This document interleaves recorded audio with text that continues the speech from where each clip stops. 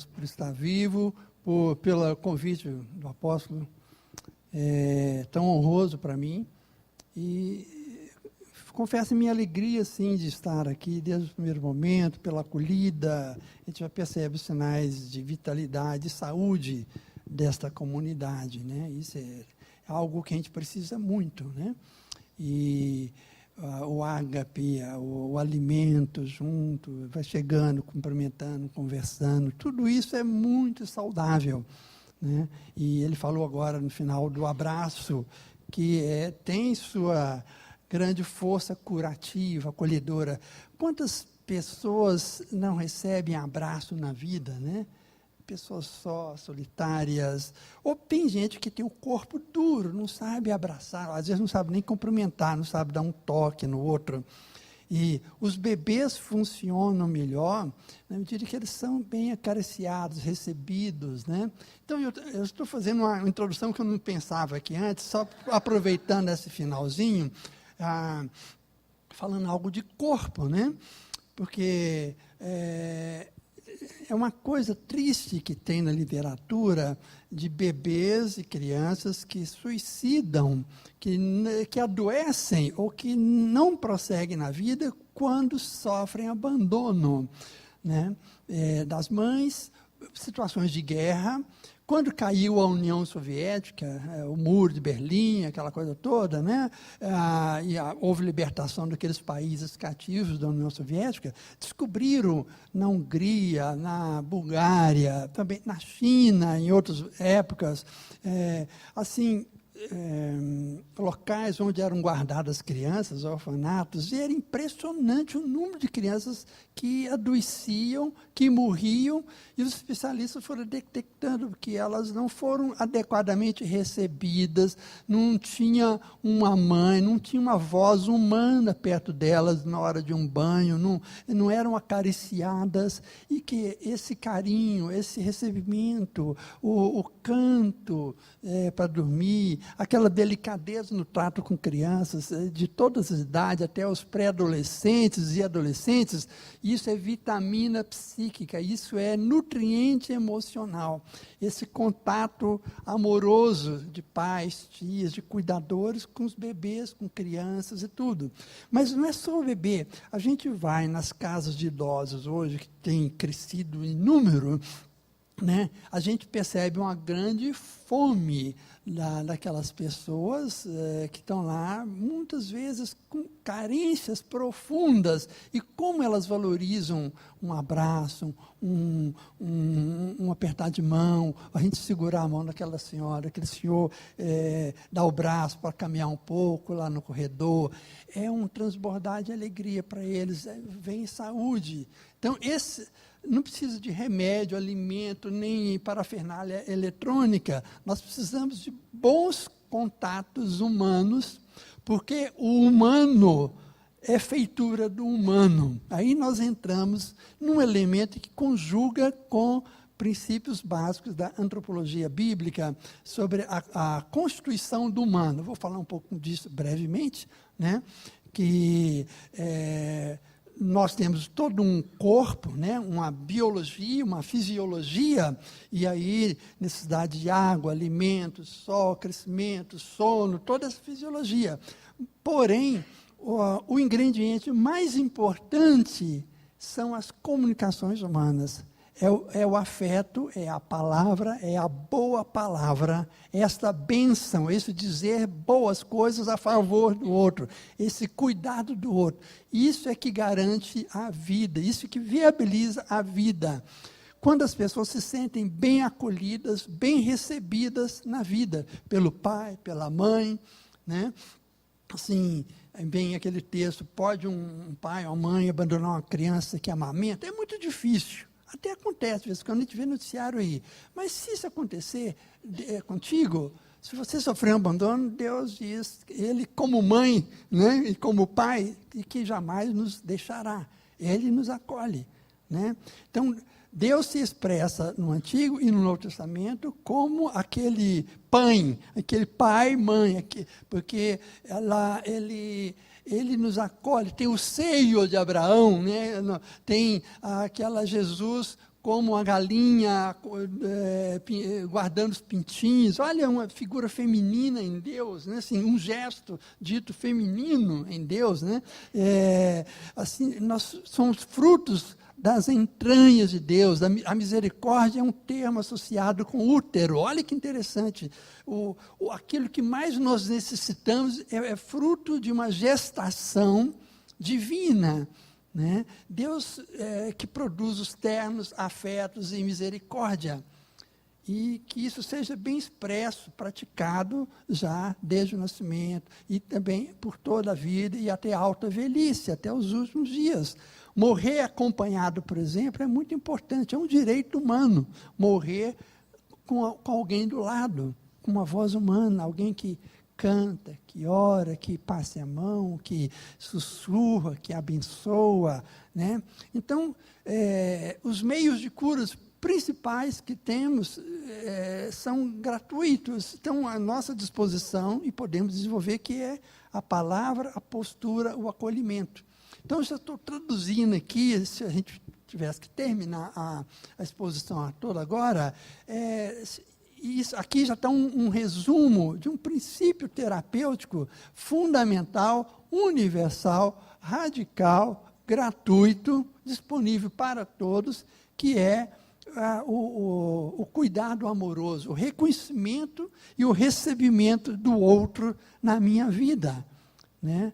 Tal qual Deus nos recebe na sua presença e nos acolhe, e nos abençoa e cuida, né? Então, amai o próximo como a ti mesmo, né? Nós falaremos aqui, então, hoje de vários temas, tá? Nessa introdução, é o seguinte, eu falo, o Espírito de Deus paira sobre o caos e cria a vida. Lá no Gênesis 2, vocês lembram, ou pode ver nas suas Bíblias, né? No Gênesis 2, no começo de tudo. Então, nós estamos no antes do nada. Antes do nada, apenas Deus. Há um nada, um grande vazio, mas o Espírito de Deus paira sobre o vazio, sobre o nada. Mas é próprio de Deus criar vida. Por que existe o universo? Por que existem as coisas? Né? Porque é próprio de Deus criar, é da natureza de Deus a criatividade, a criação. É um desdobramento do ser de Deus. E o texto bíblico traz, então, agora, voltando para o mundo humano, diz que havia um vazio, um abismo. Outras traduções falam um caos. Algumas histórias mitológicas, alguns mitologemas, assim falado, diz que havia um caos primordial e depois houve uma força que organizou esse caos. A Bíblia descreve, então, que o Espírito de Deus paira sobre o abismo e aí ele começou os atos criativos por sua vontade e haja luz. E houve luz. E começam os dias da criação, que culmina no sexto dia, na feitura do humano. Então, disse Deus, façamos o humano, né, o homem e mulher, o termo indica isso, né, e a nossa imagem conforme a nossa semelhança. E assim nós somos criados frutos do desejo de Deus, a sua imagem e semelhança. Olha que glória! Olha que coisa fantástica. Esse relato da criação não tem paralelo em nenhuma de outras histórias sagradas. Porque nós temos aí algo que dignifica o ser humano, de início. A base da nossa autoestima, do nosso valor. Né? Por que o ser humano tem valor em si mesmo? Né? Porque nós somos feitos, viemos a existir pelo desejo de Deus, que disse, façamos um homem, um humano, a nossa imagem e semelhança. Isso é diferente do que era colocado em outras revelações ou livros sagrados, onde os deuses tinham um status especial, poderoso, era o Deus da chuva, do trovão, da guerra, da plantação, disso e daquilo, né? Os deuses tinham várias especialidades, e eles se guerreavam, eles tinham, assim, poderes específicos. Mas os humanos, nessas histórias, eram seres, assim, inferiores e desprezíveis, mortais. Mas, no relato bíblico, Deus nos faz a sua imagem e semelhança, e isso difere de tudo. E nos chama de amigo, né? Deus chama Abraão de amigo, né? Deus nos chama para comunhão. Isso é uma revelação, sim, revolucionária. É um texto escrito por Moisés, que viveu no Egito. Então, vemos lá um povo na escravidão, o povo hebreu, como outros povos. 99% da humanidade, em toda a história, viveu sob escravidão. Alguns poucos príncipes, reis, títeres, dominavam e sempre dominam sobre a grande maioria que luta e trabalha sem direito nenhum. Né? Nos últimos 200 anos, 100 anos, é que tem uma outra noção de direitos coletivos, regulamento de trabalho, leis que protegem contra a exploração das pessoas, coisas assim. Isso é uma longa conquista ao longo da história. Mas, assim, por todo lado que você vê, a tendência é alguns dominarem sobre os outros.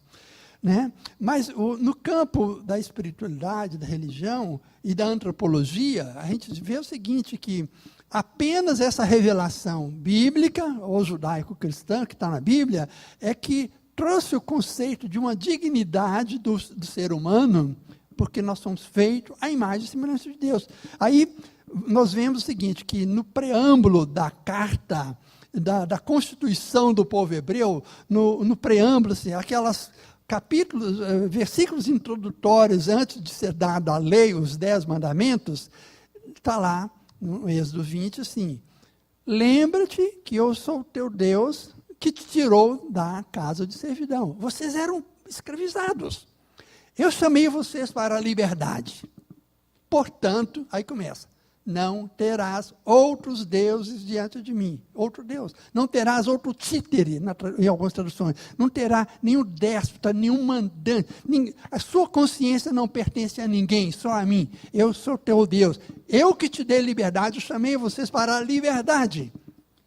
Tá? O nosso Deus, então, nos libertou de impérios, de reis, de ideologias, de partidos, de governos, de qualquer outra autoridade. Ele é a autoridade sobre a nossa vida. E lá em Gálatas, Cristo fala, para a liberdade foi que Cristo nos libertou. Paulo escreve isso lá. Para a liberdade. Não se submeter de novo a um jugo desigual. Porque existe uma tendência humana, pessoas mais fragilizadas, egoicamente, ou seja, que tem pessoas assim, emocionalmente mais enfraquecidas, pessoas assim, com pouca cultura, ou pessoas que foram massacradas na vida, foram assim, humilhadas. Tem muita gente assim, que não conseguiu ter um desenvolvimento emocional maduro, e essas pessoas são facilmente manipuladas, dominadas. E por isso assim que tem tantos candidatos aí a ditadores, a celebridades, pessoas que querem estar sobre os outros, né? Exercer domínio. E Deus nos chama a uma fraternidade no próprio corpo, no corpo de Cristo. Ele é o cabeça, nós, um corpo fraternal. E em liberdade. Aí está o princípio da democracia, inclusive. Essa ideia da democracia, e é bom entender, a ideia mais pura de que todos os humanos têm direitos à vida e à dignidade, é uma ideia que nasce no mundo hebraico cristão, baseado nesse fato que Deus nos criou a sua imagem e a semelhança, e Deus vai lutar pela sua criatura. Deus está totalmente comprometido com a nossa qualidade de vida, com a nossa salvação. Nenhuma força nos tirará da mão de Deus, como está lá em Romanos 8. Né? Nada, nenhum poder, nada poderá nos separar do amor de Deus em Cristo. Nenhuma potestade, nenhum poder, nem a morte, nada. Né? Nós que estamos em Cristo, estamos visceralmente ligados à natureza de Deus. Então, e temos o Espírito que nos selou. Nós somos propriedade desse Deus. Então, essa certeza é muito importante para que a gente lembre dela nos momentos de confusão mundial, nos momentos de tragédia, nos momentos de acidente, de uma doença inesperada, né? De uma catástrofe. Quando os fundamentos da segurança pública se abalam, ou numa guerra, numa fome, numa peste, vão lembrar que Deus é a nossa segurança, Ele está conosco. Né? E é um tema muito interessante lembrar assim, da nossa natureza, do que Deus fez por nós, e que nada vai nos separar do seu amor. O amor de Deus pode nos acompanhar enquanto a gente está enfermo. O amor de Deus pode nos acompanhar numa situação de violência que a gente venha a sofrer. Porque muitos de nós poderemos vir a sofrer, está previsto também isso. Né? O sofrimento não mostra que Deus se esqueceu da gente, ou que nós temos algum problema especial. Faz parte das vicissitudes da vida, como os acidentes mostram. Cai um avião, morre gente, uma catástrofe, um tsunami. Nós todos estamos sujeitos aos mesmos acidentes que os outros. Né? E como foi explicado pelo próprio Jesus, que é referente àquela queda da torre de Siloé, que matou pessoas, e algumas pessoas falam, se morrer é que eles devem ter alguma culpa. Nós nunca podemos culpar as vítimas, hein? É assim, manter um silêncio diante desses mistérios, porque uns são salvos de um acidente e outros morrem. Não sabemos, mas não vão ficar pensando e falando coisas absurdas e refletidas, não. Né? E é um tempo que convida a um silêncio, a um mistério, falar a Deus, e intercessão pelas vítimas, pelos sobreviventes, né? Falar, nós vivemos num mundo um tanto quanto caótico. Né? O texto de Gênesis nos lembra disso, que Deus paira sobre o caos. Deus paira sobre o abismo. Então, quando o caos se instala na nossa sociedade, perto da gente, quando nós estamos diante de um abismo por aí, vamos lembrar que o Espírito Santo paira sobre essa situação. Deus também atua lá no caos da nossa mente, dos nossos sentimentos, das nossas emoções transtornadas. Quem está sobre pânico, quem está sofrendo angústias, quem está sofrendo transtornos emocionais diversos, sabe que horror. Parece que foge toda a lógica, toda a razão. Foge o próprio sentido da vida. E foge, muitas vezes, a vontade de viver. Né? Então, lembre-se que o Espírito de Deus chega até você. Ele está em você. Ele paira sobre o seu caos interno. Tá? Fique em silêncio. Tem hora que nós temos que, depois de espernear um pouco, de chorar, de falar por quê, olhar, tudo, que é legítimo isso. Jó fez muitas perguntas, né? E Jó teve um comportamento exemplar nesse sentido, ele tipifica muito as nossas reações quando de acontecimentos inesperados. E amigos dele vieram, 3 amigos, depois aparece um quarto, vieram para ficar com Jó. E foi muito bom a primeira semana em que eles ficaram quietos. Né? Apenas próximos, atendendo uma coisa e outra e tal, que eles também estavam perplexos com aquilo que tinha acontecido. É um homem justo e íntegro. É um dos poucos que na Bíblia tem uma declaração de Deus prévia, justificando, falando, não, olha, esse é um homem justo e íntegro. Então, esse versículo, no início, já é o argumento para a gente entender o livro de Jó todo. Porque os amigos dele se tornaram pessoas assim, muito chatas, muito impertinentes, muito incômodas, porque começaram depois a achar, né, que eles ouviram Jó, mas falaram, Jó, se você está assim, vai ver que tem um pecado oculto, vai ver que você tem isso, você fez alguma coisa errada, não sei o quê. Eles começaram a desconfiar, porque a ideia deles é que Deus pune o mal imediatamente. Se alguma coisa ruim acontece, é porque a pessoa pecou, ou porque a pessoa fez alguma coisa errada. Então, o livro de Jó é bom para mostrar para a gente não ter esse tipo de superstição, para nós também não termos uma suspeita sobre Deus, como se Deus fosse o diabo, né? Ou se Deus fosse como uma câmera escondida no meio de uma estrada para flagrar você com 5 quilômetros a mais.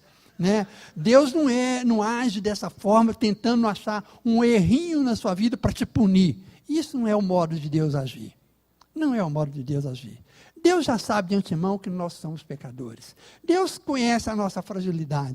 Deus sabe a insuficiência da lei ou da consciência para a gente se transformar. É por isso que Ele teve que enviar Jesus Cristo para assumir nossos pecados, para vencer o pecado, para nos redimir. Né? Então, no livro de Jó, nós temos uma grande lição que é, ao contrário daqueles amigos que faziam belos discursos defendendo Deus, os discursos teológicos fantásticos, maravilhosos discursos, falam, não, mas eles afligiram Jó, porque eles estavam fazendo elogios para Deus, mas não foram capazes de continuar ao lado do sofrimento de Jó. Essa mensagem do livro é muito importante, que nós temos que aprender a caminhar com quem está na pior, quem está no seu avesso, quem está sofrendo, quem está na luta. Né? Deus quer que a gente faça uma companhia amorosa, que a gente vai lá lavar os pés, tomar providências, ajudar essa pessoa a reorganizar a vida, né, econômica, tentar encaixá-la em algum emprego, animar aquele rapazinho para estudar, para ajudar em casa, aquele casal a se entender, não desista disso não, venha. Deus quer que a gente tenha esses gestos de cortesia uns com os outros, de reparação, de apoio, né? E não gestos moralistas que ficam tentando enxergar pecado de um, de outro, tal. Gente, isso era próprio dos fariseus. E Jesus não se preocupava tanto com os pecados dos pequenos, não. Sabe? Jesus, ele não ficava discutindo, ele ia lá para curar, para salvar, para ajudar. Né? Então, vamos prosseguir aqui. Deus paira sobre o caos e cria a vida. Isso é muito bom para a gente entender os desafios pastorais hoje. A igreja brasileira, a igreja mundial, está enfrentando desafios muito profundos hoje. Cada época tem seus desafios. Há uns 70 anos atrás, 80, 50 anos atrás, um grande desafio era o domínio nazista, o nazismo, Hitler e sua tropa, o fascismo, no início do século XX, né, 1920, 30, 40, 50, o mundo conheceu 3 terríveis forças demoníacas: o fascismo, Mussolini e outros, que é um grupo assim, moralista, de direita, uma série de coisas assim. O nazismo, né, e o comunismo. Então, são 3 projetos de poder que anunciavam que haveria um novo mundo, com justiça, sem doença, com paz, desde que determinados inimigos fossem destruídos. Os comunistas queriam destruir os burgueses, os exploradores do povo, os mais ricos, e fazia a crítica ao sistema de produção, de propriedade. Tem algumas lógicas até interessantes nisso, porque o Marx ele pegou de determinados textos de Amós, de Isaías, dos profetas, que eram contra a injustiça social, que o Marx, o criador do sistema marxista comunista, né, ele era um leitor da Bíblia, era judeu, ele tinha algum conhecimento, só que ele tirou Deus da história, do Espírito Santo, e assim, esse tal reino nós vamos fazer pela força do homem, pela nossa cabeça. E aí deu no que deu. Né? Belos propósitos, acabar com injustiça, etc. e tal, exploração do proletário, acabou gerando os sistemas mais monstruosos de exploração e morte, e uns 40 milhões de pessoas morreram sob o regime soviético, pelo Stalin e outros. E o nazismo, que foi aquela besta terrível, nazismo, né, o Hitler, e aquela ideia de purificar o mundo, eliminando todo deficiente físico, negro, cigano, homossexual, judeu, e milhões de pessoas foram mortas nesse processo de purificação. E queriam uma raça pura, a ariana, só brancos, quase que olhos azuis, gente perfeita, sem nenhum defeito genético, ou seja, quem tivesse alguma suspeita de problemas genéticos já era eliminado. Era uma coisa fria, terrível, nunca houve coisa tão maldosa desse tipo ao longo da história. Então, você vê que os humanos, na sua busca de uma cura dos males sociais, sem a presença de Deus, as utopias humanas, esses grandes bons propósitos, podem se revelar depois extremamente trágicos. Prometem o céu e entregam o inferno. Né? Então, isso é para nós estarmos alertas com relação aos vários discursos que tem aí no mundo, as várias promessas. Né? E nós temos que ter um filtro para ler a realidade. E a minha proposta aqui é que a gente aprenda a fazer a leitura da cidade, a leitura da cultura, entender o que se passa no universo midiático, filmes, as ideias que circulam pelo mundo. Isso é uma tarefa muito importante para a igreja conhecer os desafios. Né? Mas eu vou enumerar alguns desafios pastorais hoje. A onda de suicídios na sociedade como um todo. No Brasil tem aumentado o número de suicídios de jovens nas universidades, e na Unicamp, USP, tem acompanhado frequentemente. Né? Suicídios também, inclusive, de pastores, pelo país afora. Isso tem chocado muito, porque aqueles que têm que levar a palavra da esperança, da salvação, estão desistindo. O que está acontecendo? Isso nos leva a fazer um exame de consciência. Como que nós estamos funcionando enquanto comunidade? Como nós estamos funcionando como família? Né? Porque é um fenômeno trágico que afeta crentes e não crentes. Nós vemos em hospitais psiquiátricos uma grande presença de pessoas oriundas de igrejas evangélicas. Isso já nos choca, porque fala tanto em libertação, cura, mas por que os crentes estão adoecendo? Né? Então, isso nos obriga a parar, meditar e pensar. Alguma coisa está sendo feita errado. Né?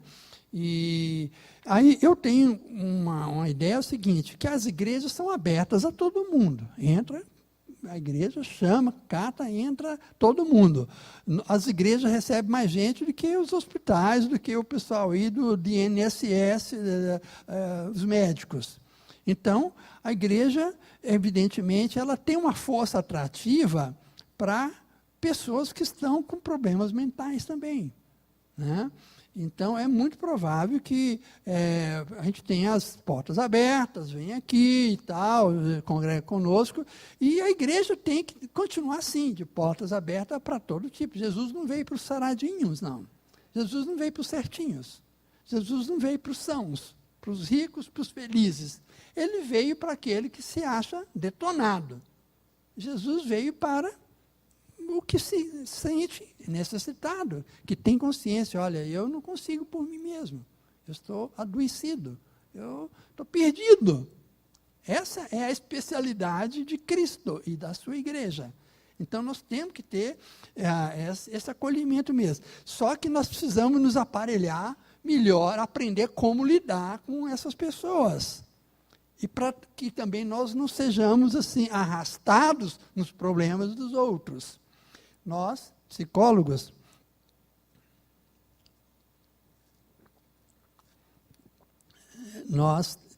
durante a formação, a gente vai aprendendo algumas regras ligadas assim, para lidar com a contaminação psíquica que existe. Quando a gente se conversa com as pessoas, acontece uma espécie de troca de emoções energéticas. Um influencia o outro. Tem gente que você conversa horas e horas e sai leve. Tem gente que você conversa 10 minutos e você fica esgotado. É interessante isso aí. É um processo de energia psíquica, de troca. É muito inconsciente isso. Uma coisa é o que nós temos consciência, outra coisa é aquilo que nós não temos consciência, mas que está acontecendo. Porque é a questão de... Nosso cérebro está fazendo leituras faciais, de expressão de corpo, de tom de voz, está interpretando tudo isso, né? E, às vezes, o tipo de ideia, de comportamento do outro vai mexendo com as próprias necessidades da gente, as experiências passadas, e a gente acaba dando um retorno nem sempre bom para o outro. A psicologia fala isso, que é aquilo que a gente transfere para o outro, é transferência e contra-transferência, né? Ou seja, todo mundo produz um efeito sobre o outro. Eu tenho que ter uma ideia mais clara de quais são os efeitos ou os impactos da minha vida sobre os outros. Eu posso me achar legal, não, melhor das intenções, eu falei, era certo, tal. A questão não é só falar o que é certo, justo e ter razão, é o modo como a gente fala também, é o momento, é o contexto, né? E assim, eu posso me achar muito legal, mas se eu escuto minha esposa, e às vezes eu já vi queixas dela sobre mim, eu fico surpreso. Eu produzo certos impactos na minha mulher, em cada filho. Eu já tive problema com cada filho, e eu, assim, no sentido de eu me espantar com reações dele, num dado momento, que eu achava que não tinha sentido, mas como? Mas depois, em outro momento, eu paro e penso, poxa, de fato, eu peguei muito aqui, ou eu respondi de um modo inadequado, eu não escutei direito, e aí ele não se sentiu entendido, ou desrespeitado, e ficou bravo comigo, ou ficou angustiado, ou sumiu. Então, assim, nós produzimos efeito uns dos outros. Uma coisa que a gente faz muito em terapia, de casal e outras coisas, certas situações, é justamente alguns jogos para poder avaliar o impacto que eu gero, que uma pessoa gera sobre outra. Para a gente tomar consciência disso e falar, opa, eu tenho que fazer minha lição de casa. Eu sempre, no atendimento que eu faço de casais, uma coisa que vocês podem estar fazendo entre vocês assim, diante de um problema, uma disputa que está tendo, com você, um filho, um pai, um irmão, sócio, colega, marido e mulher, perguntar assim, olha, ok, tem tal problema que está sendo discutido, qual foi a minha contribuição para esse problema? Como que eu também botei lenha nessa fogueira que está queimando? Sempre existe. E é por aí que começa. Que se você tentar ver erro do outro, não vai funcionar. Se você critica o outro, você vai reforçar a defesa dele. Se você quer só que o outro entenda que ele está errado, ele vai se defender, ou ele vai revidar. E aí fica um negócio, né? Jesus tratou dessa questão de uma maneira muito interessante. Um princípio que tem na psicologia, que é sobre a transferência projetiva, ou seja, eu projeto sobre o outro alguma coisa que está em mim, né? É o seguinte, ele falou, olha, por que você é tão especialista em captar pequenos erros do outro? Olha lá, mas... Então, a pessoa fala, você fala, porém, mas, olha, aquele dia, aquela hora, aquela coisinha. Nós temos uma lente de aumento para ver problemas do outro, né? Um arqueiro, um cisquinho. E nós temos uma borracha para apagar os próprios erros. Nós temos uma deficiência visual ou auditiva para reconhecer os nossos erros gritantes. O meu erro é pequeno. Assim como no jogo de futebol, sempre o que o meu time faz é certo, é justificado, valeu, e eu até rio, da esperteza do meu grupo. Mas do time do outro time, qualquer coisinha, não, é falta, errou, pá, tem que expulsar. Isso mostra que por isso que chama torcida, uma coisa que era reta, eu torço, né? Eu falsifico a realidade, torcida é isso. A torcida significa um engano, entende? A torcida se deixa enganar, e quem enganar é o jogo da trapaça contra o outro. Então, vamos estar atentos a isso. Por isso que eu parei de torcer futebol, não tem mais time, não. Eu torço por bons jogadores, mas se gente do meu time faz uma falta desleal, eu falei, tem que ser expulso, está errado. Entende? Nessas pequenas coisas que nós temos que construir uma consciência ética, a partir do esporte, que chega de malandragem, chega de cultuar os malandros no esporte, na arte e tudo mais. Nós, como igreja, não podemos.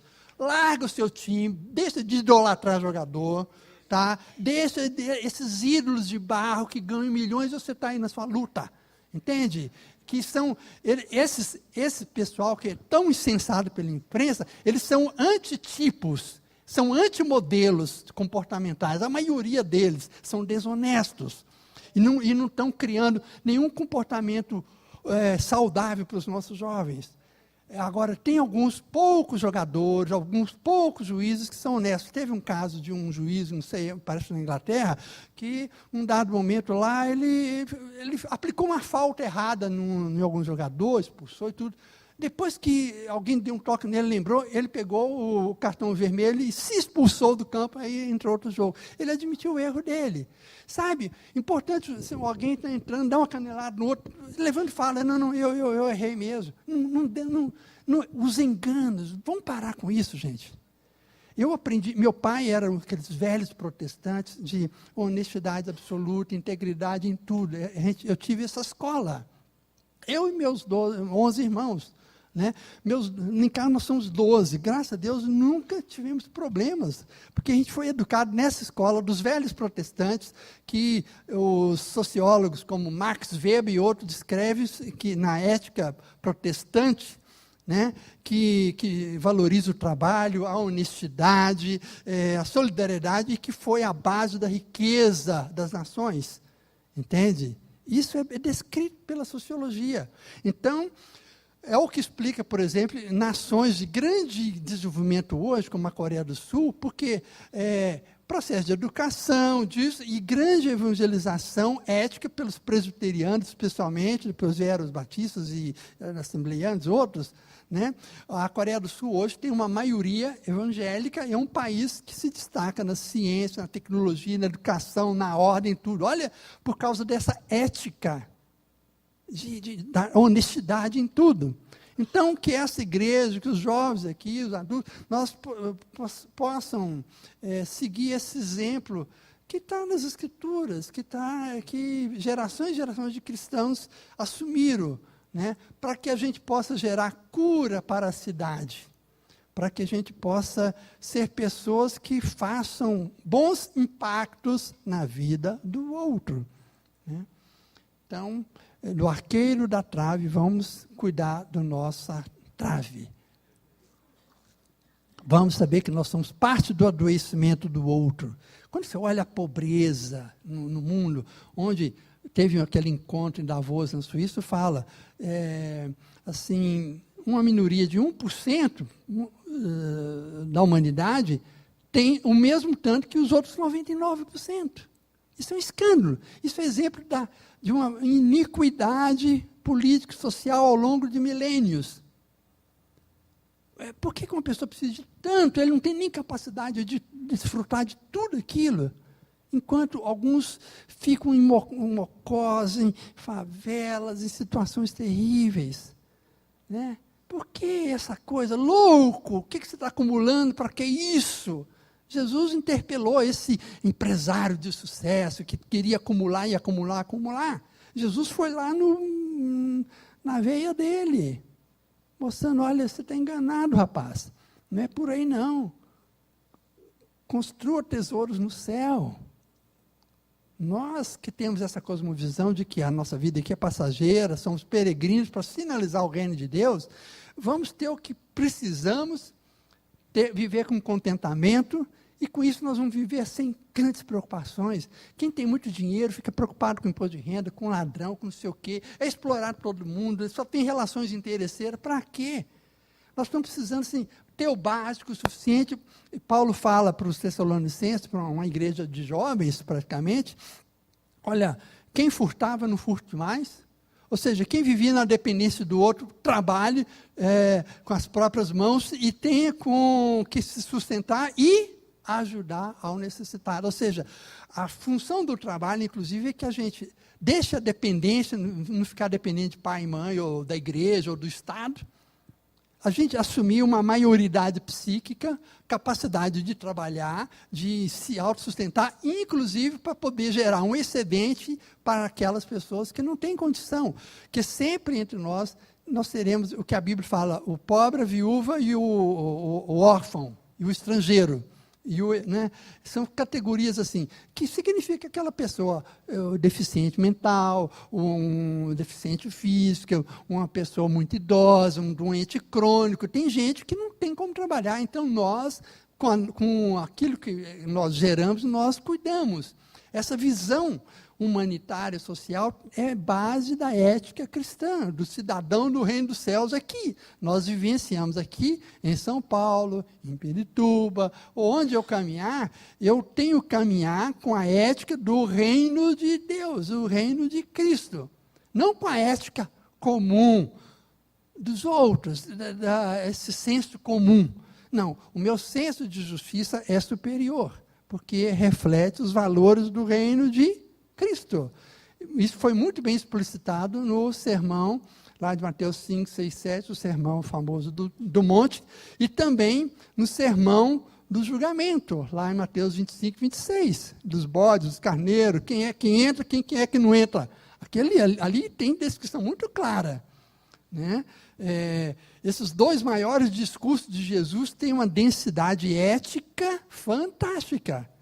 Ali são os princípios da convivência política, social e ética saudável, para a gente curar a cidade. Né? Bem, eu começo um tema, dou uma volta grande, aí volto. O desafio da igreja, então, com relação aos suicídios e à saúde mental dos próprios membros. Né? E nós vamos detalhar mais à frente os recursos bíblicos e da graça de Deus para a geração de saúde emocional em todos nós. Deus nos dá essas provisões. Né? Nós temos a questão das sexualidades plural. Antigamente nós estávamos acostumados, até uns 20 anos atrás, a ter o homem e mulher, dois sexos e ponto final. Não se questionava, mesmo no campo da psicologia. Eu sou psicólogo há 43 anos, na minha época não se falava com tanta frequência dessas questões que nos últimos 25 anos surgiram. E hoje, nós, no mundo ocidental, ou seja, na Europa ocidental, Estados Unidos, América Latina, e Brasil em particular, um dos países mais efervescentes nisso, da cultura LGBTZI, né? Começou a parada gay, GLS, gays, lésbicas e simpatizantes. Depois foi acrescentando novas letras. Hoje tem muitos subgrupos. O que significa isso? É que cada vez mais tem emergido grupos distintos que falam, não, eu não sou travesti, o homossexual não é um travesti necessariamente, o travesti não é um transexual, tá? Tem o bissexual que é de um jeito, ou seja, nós temos um mundo de pulsões sexuais inconscientes, as pessoas se descobrem tendo uma direção do desejo de uma forma ou de outra, né? E na chamada pós-modernidade, nos últimos tempos, com a queda do Muro de Berlim, após a Segunda Guerra Mundial, muitas coisas começaram a acontecer no mundo que foram assim, rompendo barreiras que até então eram muito rígidas, mas não significava que eram boas. Né? Eu falei do nazismo, do comunismo, as sociedades autoritárias antes, as próprias igrejas tinham sempre autoridades muito assim rígidas. Né? As famílias eram muito rígidas, o pai não conversava com os filhos, batia nos filhos. Todas as culturas eram extremamente rígidas. A lei do forte, não se conversava. Então, tudo parecia certo, porque tinha uma ordem externa muito dura. Agora, quem era diferente da maioria, ou seja, quem não se sentia um homem interessado em mulher, ele tinha que camuflar aquilo. Ele acabava até casando, mas ele mantinha vida dupla, né? Porque ele não podia aparecer por aí como gay, ele era morto. Né? Ou então, essas pessoas que tinham dilemas quanto à sua identidade sexual, geralmente suicidavam. Ninguém sabia por quê. Poxa, aquele fulano, aquela fulana, por que suicidou? É porque ela vivia angústias que nunca puderam ser abertas, tratadas com ninguém. Porque era um escândalo tamanho que não tinha saída. Então, as pessoas davam um jeito de sair da sua cidadezinha e ir para uma cidade grande para viver a sua vida. Sumia, fugia de casa, né? Mas sempre houve esse problema. Em alguns lugares, quem tem uma sexualidade diferente da heterossexual simplesmente era morto. Os nazistas mataram muitos, os islâmicos, tribunais cristãos também mandaram para a fogueira várias pessoas. Então, aconteceu o seguinte: o mundo foi evoluindo, ONU, sentar para conversar os países, para tentar diminuir guerra, fazer leis humanitárias, enfim, as pessoas passaram a viajar mais de um país para outro, aí veio a televisão, a internet, os meios, ou seja, nós passamos a conhecer mais coisas diferentes de outros lugares, outros países. Então, os ditadores começaram a ficar preocupados. Na China faz uma grande censura porque eles não querem que os chineses tomem conhecimento no modo de vida da França, do Brasil, da Alemanha, da Austrália, né? Que são países onde as pessoas votam, viajam, escolhem essas coisas. Lá é tudo muito controlado, muito rígido. Afrouxou um pouco agora por causa da questão da mudança econômica, né? Mas tudo era muito determinado e fechado. Hoje nós vivemos a livre circulação de bens e também de ideias. E a internet, uma pessoa está aqui e conversa com alguém que está na Rússia ou que está lá na África. Então, isso tudo desestabiliza os grandes sistemas de poder. E tudo, aparentemente, entra em crise. Né? E também, com isso, as pessoas passam a ter um poder que antes era só dos governos, ou só de uma rede de televisão, ou duas, ou três. Hoje, o WhatsApp dá poder a qualquer pessoa e milhões de grupos de interesses são formados, as pessoas circulam informação umas com as outras. Então, nós estamos vivendo um mundo muito diferente do que era 20 anos atrás. E apenas nós estamos só no início de uma revolução de costumes. Hoje, já se fala de umas 70 identidades psicoafetivas sexuais distintas. Eu tenho todo um trabalho sobre isso, é tema para um simpósio específico sobre as questões de gênero. Como é que isso começou e tudo. Tem coisas absurdas, muito subjetivas, mas também nós temos que reconhecer que existem algumas questões de fundo que nós não podemos menosprezar. Tá? Porque, levando em conta o sofrimento de tantas pessoas, e eu já atendo há 40 anos, pessoas assim, que nunca se identificaram com o seu próprio sexo, pessoas assim que lutam, apanharam, fizeram isso, deram remédio, levaram para médico, levaram para pastor, expulsa demônio, mas nada vai funcionar, porque é da estrutura psíquica. A gente pode fazer uma comparação que ela se descobre de um jeito, igual o sujeito descobre que é destro ou canhoto. Não adianta, ele pode até aprender a escrever com a outra mão, chutar com o outro pé, mas ele continua. Aquele registro cerebral, neuronal, está ali. Aquele registro psíquico, entende? Pode até aprender outra coisa, mas ele continua com aquilo. Ele sonha. Gente, eu já atendi muita gente que deixou a vida de prostituição, ou deixou a homossexualidade por questão de fé, por questão de seus princípios, mas ele vive muitas vezes lutas, fala: doutor, eu sonho, me vem aquela coisa, quando eu estou às vezes mal no meu casamento, ou não sei o quê, uma situação no trabalho, me vem aquela angústia, aquela depressão, uma vontade de voltar. É uma luta contínua, entende? E pessoas muito sérias, piedosas, olha, eu digo que das pessoas mais sensíveis, cultas, sérias e responsáveis que eu já tenho atendido, são pessoas que vivenciaram problemas dessa natureza. Então, nós que não temos problemas assim, eu sei. E nesse auditório aqui, evidentemente, que tem várias pessoas que devem ter tido diferentes graus de luta com relação a seu senso de identidade. É comum, né? Desde a gente é criança até se tornar adulto, nós temos um caminho de evolução, de construção de identidade.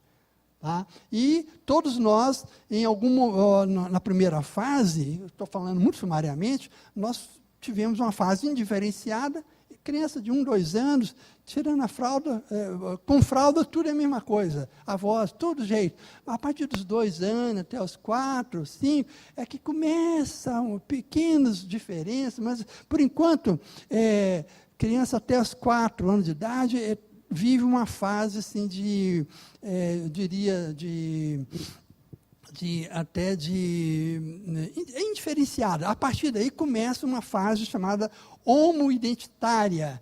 Os menininhos começam a estar lá com as meninas, todo mundo, as meninas numa festinha, lá no parque. Daqui a pouco, os meninos tendem a se agrupar em brincadeiras entre eles e as meninas tendem a se agrupar entre elas. É um fator de identidade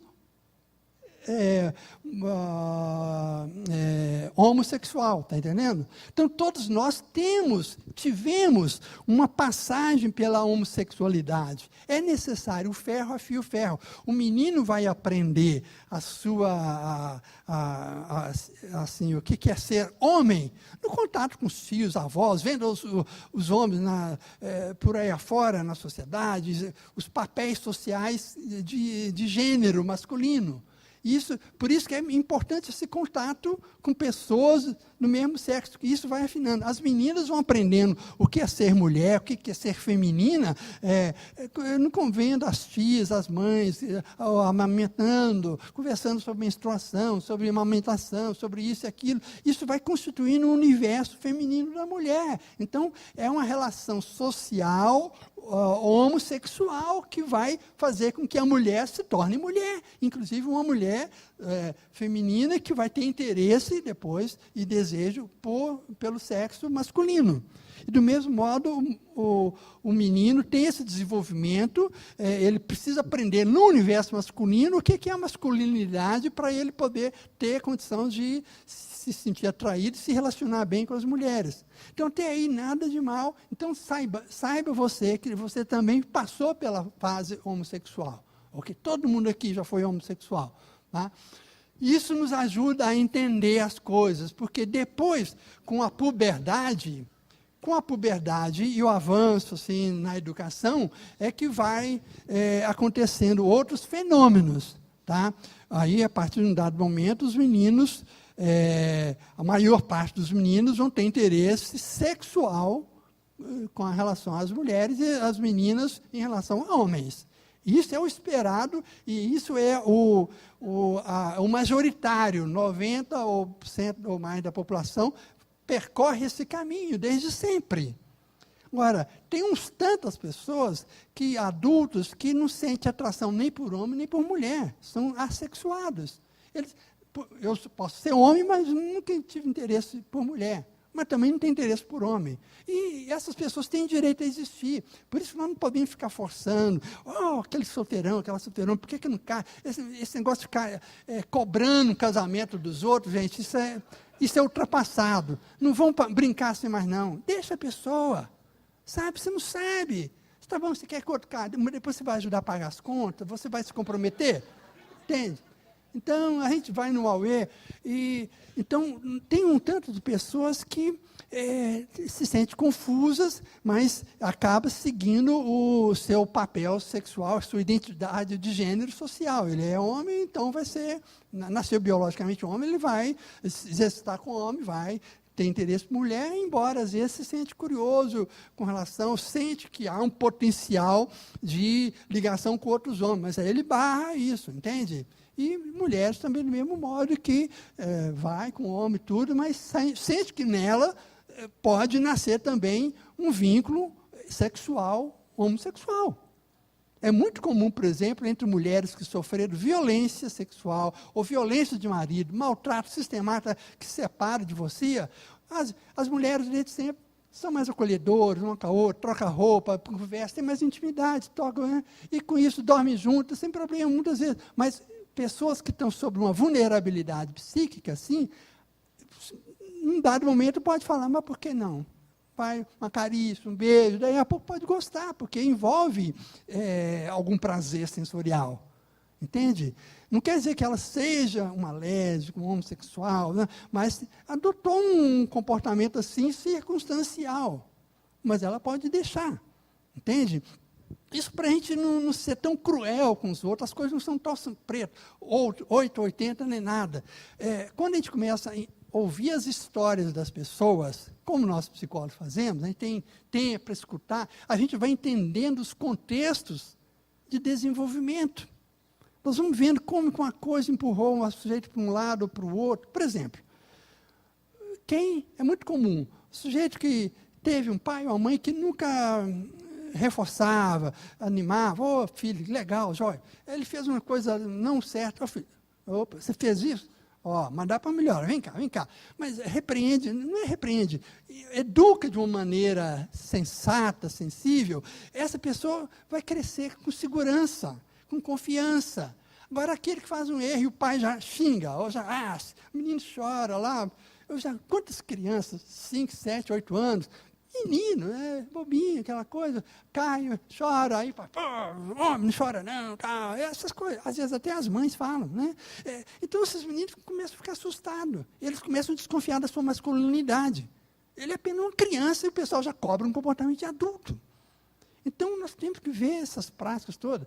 E aquele sujeito que teve uma nota ruim, ou fez uma coisa errada, o pai pega, você não presta mesmo, você é um traste. E essa mãe que amaldiçoou um filho, que fala.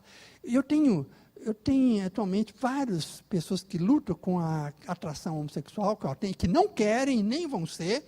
Eles falam, não, eu não vou ser, mas assim, olha, doutor, me percebe. Mas assim, eles têm mães pavorosas. Mães devoradoras, mães que jogavam os meninos para baixo, que brigavam com os maridos, sabe? E que, então, tem histórias aí por trás. Então, o sujeito, ele aprendeu, a matriz de identidade feminina para ele, a mãe, é uma megera, é uma pessoa detestável.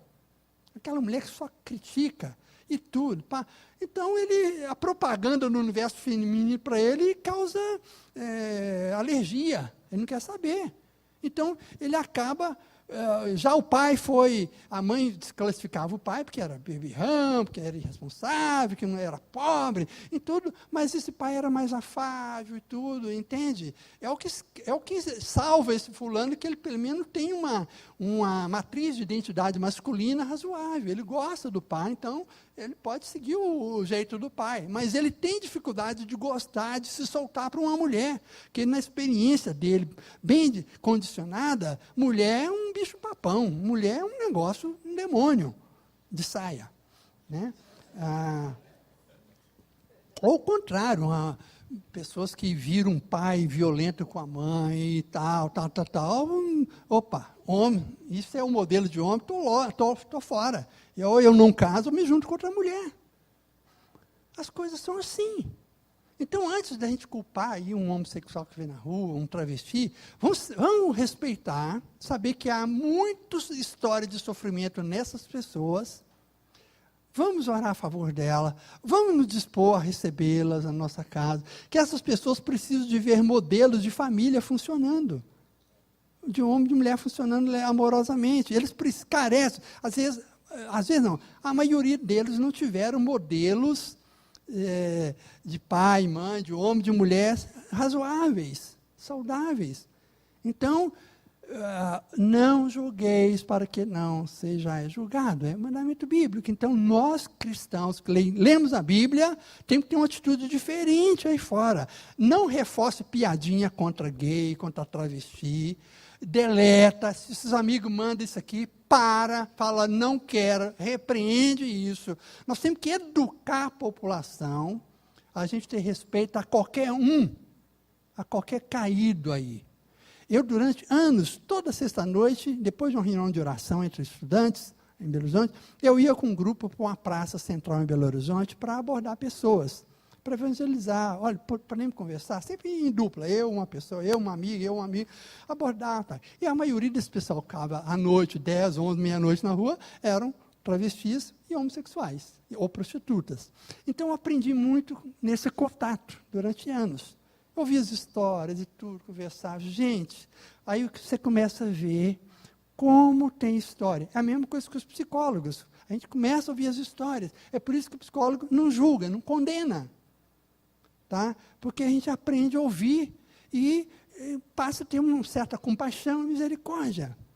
É isso que eu espero ver na igreja, essa atitude de compaixão, de compreensão. Não significa que nós estamos aprovando, não é nada disso. Mas essas condenações histéricas e moralistas que tem por aí, nas redes sociais, e grandes segmentos evangélicos hoje, infelizmente, tratam muito mal dessa questão. Alguns pastores, que têm muita evidência na mídia, inclusive, prestam um péssimo serviço, porque reforçam preconceitos. Mesmo quando ele fala, não, nós somos contra o pecado, amamos o pecador. Isso é mentira. Do jeito que eles falam contra, eles não amam nada, não, sabe? Eles afastam. E muitos desses têm reforçado o movimento LGBT, porque eles são tão insensíveis e tão sem alma, que eles acabam sendo antipatizados pela população. E muita gente que não é gay acaba apoiando, entendendo a causa do gay, por causa de alguns pastores, algumas eminências que estão aí na mídia evangélica, com posturas muito insensatas, muito cruéis e biblicamente distantes do Espírito de Cristo. Sabe? Então, nós falamos, não me representa, não é isso não. Ó, gente, tem 43 anos que eu trabalho com homossexuais, com transexuais, com esse tipo de gente. Eu acho que eu já atendi milhares. Uma vez juntei 300 travestis, homossexuais, homens e mulheres, no auditório de uma universidade em São Paulo. Eu levei duas pessoas, um que iria fazer cirurgia de sexo, depois mudou, se converteu, e o outro lá que era lésbica, tinha sido lésbica há anos e hoje não. Tá? São americanos. Nós fizemos uma conversa com essas pessoas. Desses 300, a maioria era de famílias evangélicas. Expulsos de forma assim, agressiva, sem piedade nenhuma de suas casas ou de suas igrejas. Porque tem igreja que tem aquele ideal dos nazistas. Só pode entrar aqui gente certinha, boa, bonita, sem problema. Da raça pura. Vamos pensar nisso. Hã? Então, são questões complicadas, sabe? Eu já escrevi muito sobre isso, já debati com liderança gay, em boate gay, já fui na televisão, já tive assim, muitos contatos, a princípio queria convertê-los, mudar um homossexual em heterossexual. Eu fui aprendendo a lidar, escrevendo, pesquisando e vendo, eu estudo muito isso, e cada vez sei menos. Impressionante. A minha percepção é que, quanto mais eu sei, teoricamente, menos eu sei, que é um grande mistério. Isso e outras coisas. Jeremias é um grande psicólogo, é chamado, talvez, um dos mais profundos da Bíblia, para conhecer e descrever a alma humana.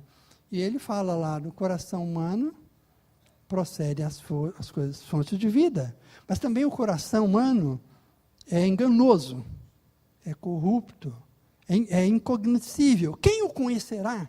Quem consegue discernir aquilo? Isso é o fundamento de onde nasce a psicanálise. O Freud, era o leitor da Bíblia, o grande Sigmund Freud, que criou a psicanálise, ele era o leitor da Bíblia. E ele conhecia esse texto e outros, né?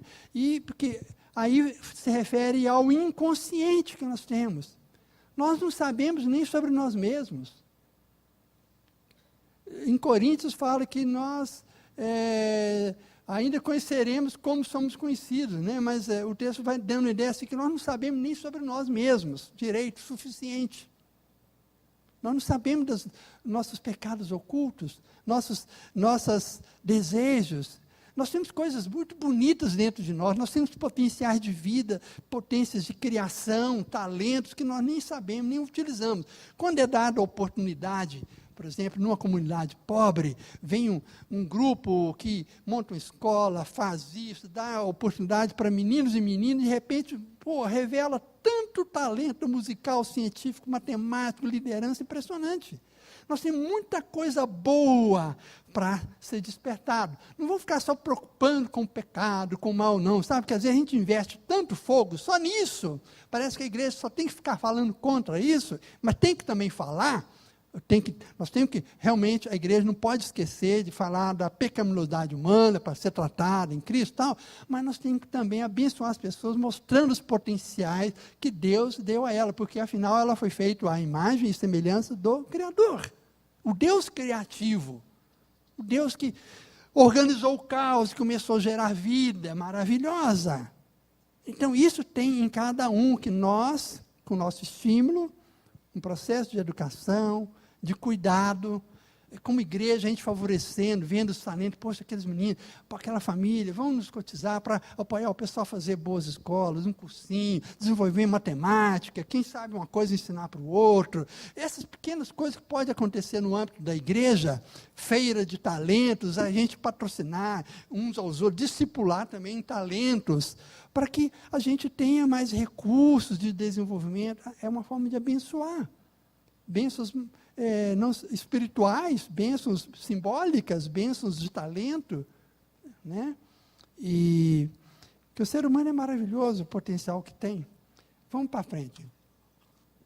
Desafios, então, dessas novas sexualidades implica também o desafio da gente conviver com novas formações familiares.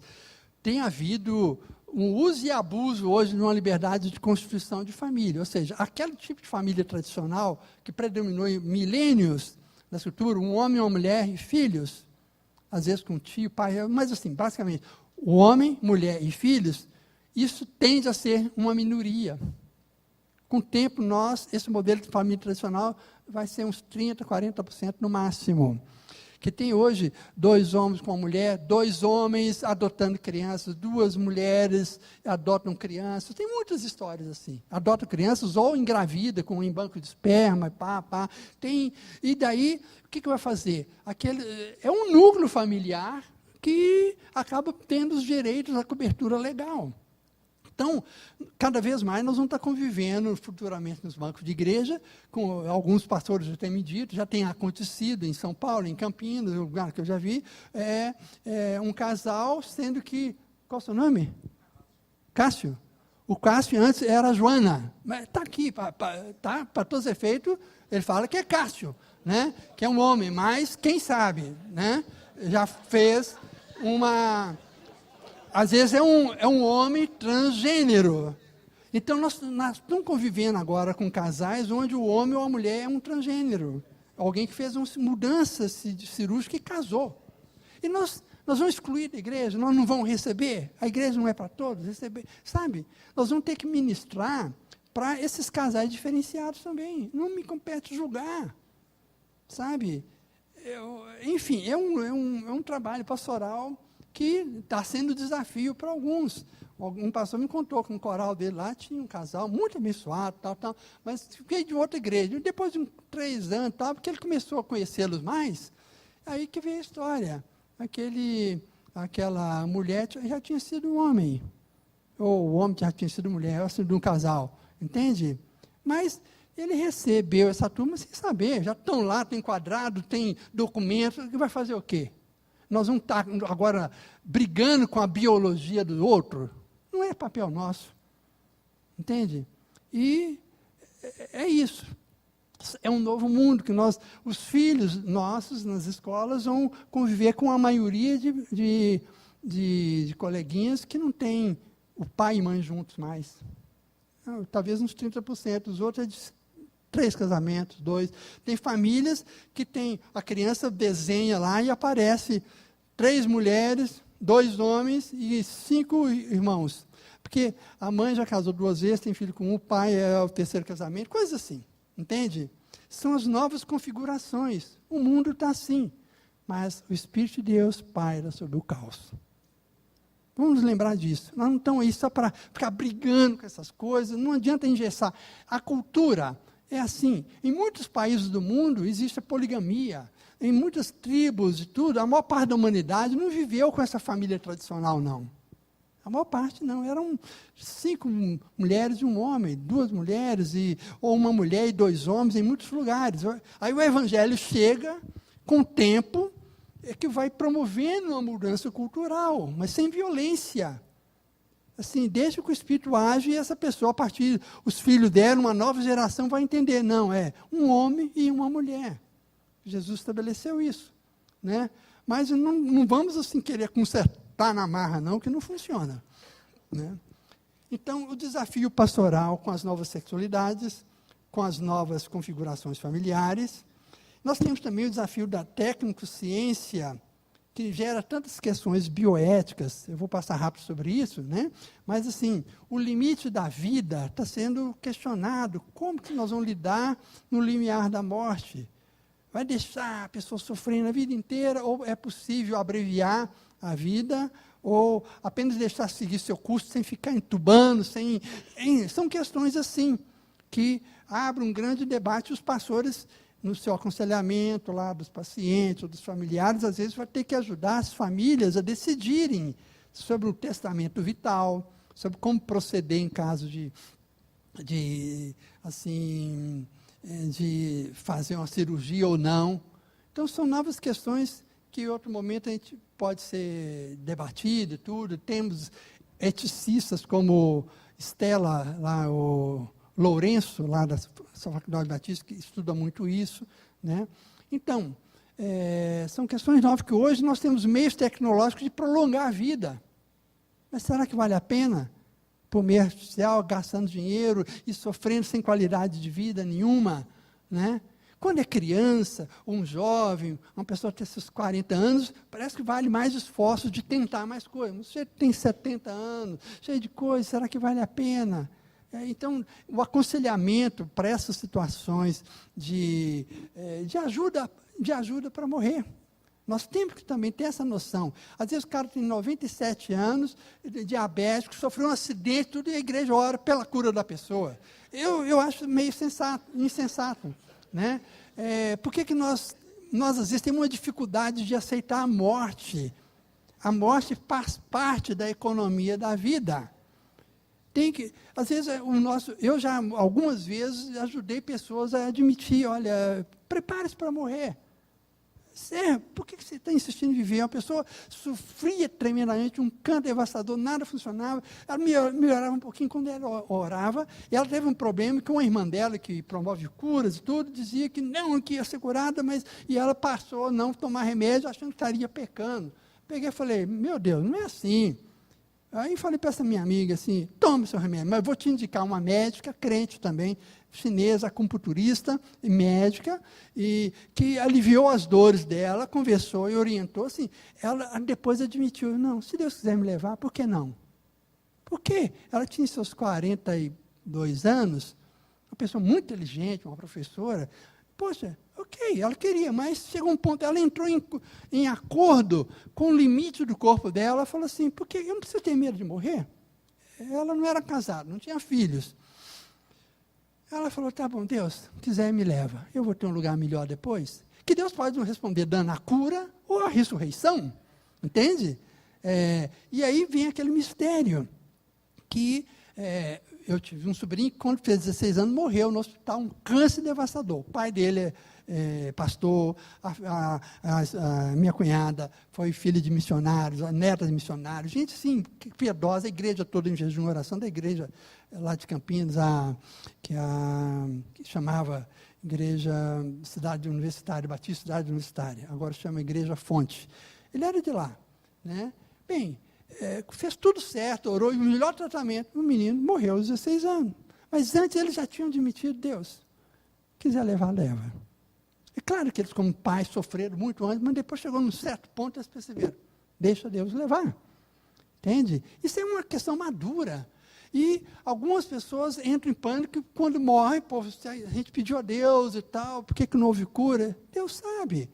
Nós temos que nos preparar também para isso. Porque a gente tem, às vezes, muita superstição. Nós não podemos ter medo da morte. A morte já foi vencida. tá? Já foi vencida. E Cristo ressuscitou e ressuscitaremos com Ele. A grande bênção é a promessa de uma nova biologia, a biologia da ressurreição.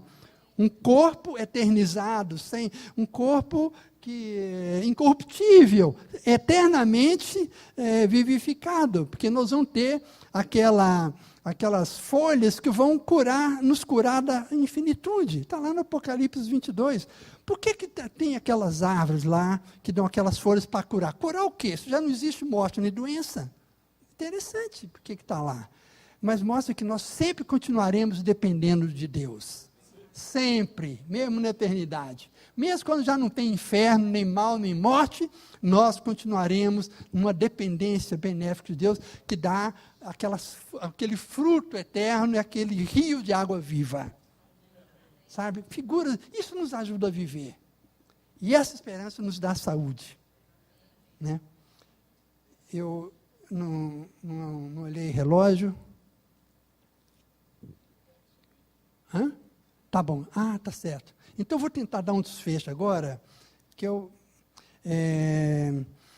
outros desafios. Então, a polarização política e ideológica, eu não vou passar disso, para a gente não entrar nessas discussões públicas aí de se é a favor ou contra. Gente, em todo lado, em todo partido e grupo, tem algumas razões e tem outras desrazões. Olha, vamos orar pelo presidente, pela sua equipe, mas que eles não façam besteira. Que eles saibam escutar também reclamos da oposição, que a oposição não é só burra, nem só destrutiva. Tem alguns argumentos do outro lado que são úteis para se ver. Entende? Espero que haja uma sensatez sobre isso. Eu já fui militante de esquerda, preso várias vezes no passado, eu conheço a esquerda, aquela coisa toda, e saí, li a Bíblia toda em 60 dias num esconderijo, é toda uma história, né, para mostrar. Eu vejo assim, aquele entusiasmo que tinha de mudar o mundo contra as injustiças, contra aquela coisa toda, é real. Tem muita gente assim que luta por justiça, só que eles são orientados por determinados ideólogos ou filósofos que, quando se ir a Deus, a coisa não vai para frente, né? Aquilo que eu falo, promete o céu, pode entregar o inferno, né? Mas assim, nós temos que saber dialogar com essa turma, sem ficar só indo contra, batendo. É saber o que tem nessas demandas que nós, evangélicos, precisamos trabalhar e responder essa necessidade que o mundo tem de justiça social, de equidade, de gênero, ou seja, as mulheres têm que ter direitos iguais aos homens, né? De oportunidade de estudar, de trabalhar, respeitar, de não sofrer cantada, de ser violentada. Mulher não precisa mais ser tratada na chibatada, explorada. Não, nós temos que lutar pela equidade e justiça de gênero, e esse tipo de coisa é válida. Vamos ser equilibrados, né? Outra coisa, o desafio do secularismo e a morte de igrejas no Ocidente rico. O pessoal começou a adotar umas teologias liberais baseadas na morte de Deus, um desencanto, né, pós-guerra, e a gente vê tristemente o quadro de igrejas evangélicas morrendo, fechando. No Ocidente é preciso o sopro de Deus no Ocidente, reavivar, reanimar, né? E ele soprar naquele vale seco para que volte, né, na visão de Ezequiel 37, que aquele vale de ossos secos se juntem num corpo vivo novamente. Que Deus sopre sobre a Europa, né, e varra o secularismo. E nós temos aí as ameaças ambientais, catástrofes e eventos disruptivos, como Brumadinho, Mariana, Boate Kiss, esses adolescentes queimados. Então, nós temos sido sacudidos por coisas muito fortes que anunciam um mundo em convulsão. Então, nós somos igreja para esse tempo. Isaías 24, depois vocês leem, Isaías 24 é uma espécie de um jornal que saiu lá de uma reunião de ambientalistas, mostrando o sofrimento da Terra por causa do pecado humano que nós destruímos a natureza. Interessante, Isaías 24, um texto escrito há 2.600 anos, bem atual para compreender o drama ambiental hoje. E a igreja tem que ser parte da resposta para isso. Nós não podemos torcer assim para o fim do mundo, falando, as coisas vão sempre piorar. E, ok, todos nós vamos morrer, mas se você adoece, você não busca tratamento? Ou só porque você um dia vai morrer, você vai deixar a coisa piorar? Não, você vai buscar ter saúde. A terra um dia vai ser transformada? Sim. Mas até lá ela pode piorar? Sim. Mas qual é a nossa responsabilidade? Plantar árvore, economizar água, não jogar lixo, ter atitudes sustentáveis, é tarefa da igreja. Nós podemos ser testemunho de reciclagem em casa, na igreja, comer adequadamente, evitar gordura, refrigerante, toda uma série de itens que precisamos pensar como igreja, tá? Para a gente ser pessoas mais saudáveis e adoecer menos, né? Enfim, nós precisamos ler e decifrar a cultura, buscando ter uma mente crítica, analítica e crística. Nós poderíamos ter uma mente que acrescenta ao mundo se nós tivermos a mente de Cristo, né? Então, como é que nós vamos ter essa mente de Cristo? Essa leitura adequada de mundo. Igual o Paulo andando em Atenas, ele conheceu aquela cultura antes de dialogar com os filósofos. Então, nós precisamos assim, o conhecimento maduro, justo, democrático, pressupõe uma abertura mental, um reconhecimento de nossas limitações sobre qualquer matéria. Sempre alguém sabe mais do que a gente, né? Porque a nossa natureza é histórica, evolutiva, culturalmente condicionada. Eu era criança, passei a ser jovem, sou adulto, eu vou evoluindo e vai acrescentando. Então, às vezes, a gente afirma coisas tão duras hoje, amanhã a gente, não era bem assim. Então, vou ter humildade nas coisas e aprender sempre. Abertura mental. Não vão ver só um canal de televisão, vão variar. Vão ler jornais diferentes, opiniões diferentes, da esquerda, da direita, do centro, todo lado. É isso, autores diferentes, para a gente, isso que eu falo, fontes mais democráticas, mais plurais, para a gente ter mais independência de pensamento, mais autonomia psíquica. Entende? Eu passo esse texto depois para vocês, por causa do tempo. Última coisa aqui, o ministro como pessoa, vou deixar um texto que chama Estresse na Vida Profissional, que convida assim, conheça-te a ti mesmo, né? Que é um chamado que a gente faça um esforço de aprender da própria caminhada de vida, o que nós sabemos sobre mim, que eventos influenciaram minha vida. Eu recordo com muita facilidade que eu tenho diário, desde quando nasci, meu pai e minha mãe escreviam as coisas, depois eu aprendi a escrever e continuei escrevendo. Era prática da minha família. Mas, assim, o exercício da terapia é justamente isso, a oportunidade para as pessoas escavar a sua vida, o passado, voltar a analisar, tentar compreender por que aquilo, como é que foi, como é que eu faria de novo. A gente revisitar a história da gente, para a gente desatar nós antigos e dar um outro sentido. Não ficar lamentando as coisas, aconteceu o quê? Mas o que eu aprendo disso? É evoluir, caminhar. Por isso que é um importante esse trabalho de examina-te a ti mesmo, né? E temos uma coisa, pessoa ou coisa, né?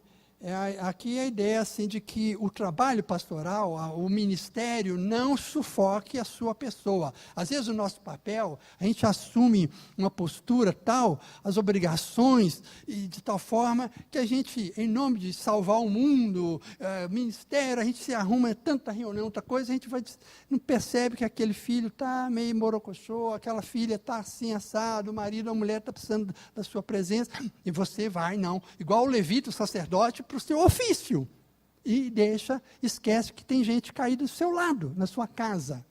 Então, pensa bem nessa imagem, não seja o sacerdote levita lá de Lucas, que Jesus conta a história, incapaz de perceber quem está caído próximo. Aquelas estradas não eram largas da avenida, o sujeito passava fisicamente perto, mas o coração dele estava distante, ele estava alienado. É um fenômeno muito conhecido. Às vezes o papel social que eu exerço, minha postura ali, sufoca a minha pessoa. Não deixa a sua pessoa, a sua humanidade morrer. O reverendo Antônio Elias, um grande homem de Deus, que já falecido, com 90 e tantos anos, ele uma vez, eu estava na casa dele, enfim, eu era amigo da filha dele, que é psicanalista.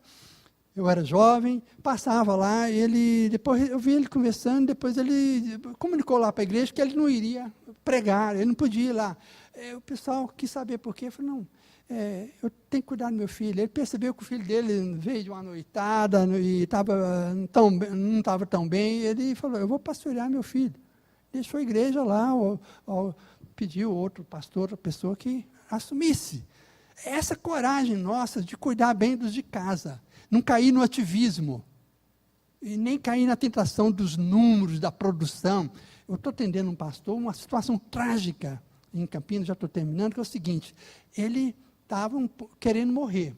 O desespero dele, porque a vida dele está tão enrolada, uma briga com a mulher que está surtando, sai, fica fora de casa, uns tempos, uma mulher dura, ela é líder, pastora da igreja, mas que coisa, essa mulher persegue os outros na igreja, vigia comportamento uns dos outros, interfere, isso não está aguentando, ele está querendo morrer, né? Mas assim, ele me conta, ele foi antes de uma denominação, que ele começou um trabalho em casa, foi abençoado, ele nem era pastor nem nada, trabalhava numa certa profissão, mas leu o evangelho, começou a reunir pessoas, vizinhos, parentes, surgiu espontaneamente um grupo na casa dele, e ele começou a frequentar uma certa igreja, o pessoal ficou sabendo daquele grupo lá, enfim, no final aquela comunidade dele, virou a igreja também daquele grupo. Aí eles, então você vai ser pastor, fizeram ele de pastor. Ele falou, mas eu não estou preparado. Enfim, fizeram ele de pastor. Ele continuou lá tudo, ele ficou escandalizado que tinha reuniões onde eles avaliavam o ministério tal, igreja tal lugar ali, mês seguido tem déficit, não está batendo meta de oferta. Olha, ele percebeu essa coisa manipulativa, mercadológica, esse espírito do demônio, de Mamon, em que tem algumas igrejas, o pessoal fica tratando a igreja como se fosse um boteco, uma loja, vão ver o faturamento, e só fala de dízimo, que era o imposto único lá de Israel, como nação, no Antigo Testamento, sabe? Oprimindo as pessoas por dinheiro, e os pastores tendo que fazer mais e mais coisas para arrecadar, era dízimo e oferta, e bingo, sei lá o quê. Ele pegou e falou, não é para me ficar aqui. Ele é mulher, saiu dessa igreja. E agora, por isso que me procurou, estou tratando dele, um frangalho, vai saber se o pessoal da antiga igreja arrecadadora está com ele. Então tem essas coisas, irmão. Eu falo, ele é vítima do papel que ele assumiu, da cobrança institucional adoecedora. Então, muitos desses pastores que andaram suicidando é que vivem, às vezes, em estruturas eclesiásticas opressivas, que cobra resultados, onde o trabalho, em nome de Deus, acaba sufocando a vida, a pessoalidade, entende? Matando almas, em vez de salvar. Então, fique esse alerta, que Deus abençoe a vocês. Gente, continue, eu sei que eu falei muita coisa, comecei, mas meu texto está aqui, eu mal iniciei, mas eu vou passar para o pastor. Eu enviei outros 2 textos já adiantados, que vale a pena vocês lerem, mas eu vou deixar esse outro aqui também, que fala pessoa ou coisa, mas depois eu vou tratar assim, de segredos dos bastidores da dinâmica profissional saudável, ou do cuidado pastoral, e o cuidado entre companheiros, onde eu entro depois com elementos de crescimento pessoal, onde a gente trata sobre sanidade e santidade, e sobre as disciplinas espirituais, alguns caminhos para o cultivo dessa espiritualidade diária, a prática devocional, uma vida num ritmo litúrgico, o almoço em casa litúrgico, eu trabalhar, dirigir, conviver com meus filhos, ter uma liturgia na vida, em tudo que eu fizer, a presença de Deus está permeando tudo, ok? Eu vou deixar esse texto para vocês lerem, aprofundando, e vai ficar meu e-mail, quem quiser me mande, alguma coisa, e se Deus quiser, e dependendo da decisão aqui do apóstolo Rubem e dos pastores, a gente poderá retornar até vocês.